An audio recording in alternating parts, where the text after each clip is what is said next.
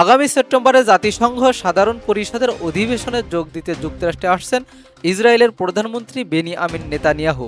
তবে তার এই সফরকে কেন্দ্র করে শুরু হয়েছে তীব্র রাজনৈতিক উত্তেজনা ও বাকযুদ্ধ। আন্তর্জাতিক সংবাদ মাধ্যম দ্য নিউ ইয়র্ক টাইমসের এক প্রতিবেদনে উঠে এসেছে চাঞ্চল্যকর এই তথ্য। নিউ ইয়র্ক সিটির মেয়র জোহরান মামদানি সাব জানিয়ে দিয়েছেন, সেপ্টেম্বরে সাধারণ পরিষদে যোগ দিতে এলে নেতানিয়াহুকে গ্রেপ্তারের বিষয়ে শহরের আইন প্রয়োগকারী সংস্থার সাথে তিনি সক্রিয় আলোচনায় আছেন। মেয়রের এই মন্তব্য ছড়িয়ে পড়ার পর বিষয় নিয়ে শুরু হয়েছে তীব্র বিতর্ক। তবে মেয়রের বক্তব্যে কঠোর প্রতিক্রিয়া জানিয়েছেন মার্কিন প্রেসিডেন্ট ডোনাল্ড ট্রাম্প। ট্রাম্প স্পষ্ট ভাষায় বলেন, যুক্তরাষ্ট্রে অবস্থানকালে নেতানিয়াহুকে কোনোভাবেই গ্রেপ্তার করা হবে না, কারণ তিনি ইরানের বিরুদ্ধে লড়াই করছেন। নিজের অবস্থানের সপক্ষে ট্রাম্প আরও উল্লেখ করেন যে ইরানে সম্প্রতি 52,000 নিরপরাধ বিক্ষোভকারীকে হত্যা করা হয়েছে এবং বিগত 47 বছর ধরে মার্কিন সেনা ও অন্যান্যদের হত্যা করে আসছে।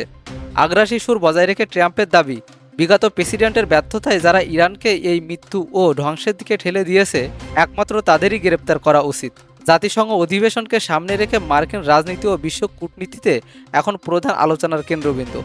সেপ্টেম্বরে নিউ ইয়র্ক মাটিতে ঠিক কী ঘটে যাচ্ছে সেটা শুধু সময়ের অপেক্ষা।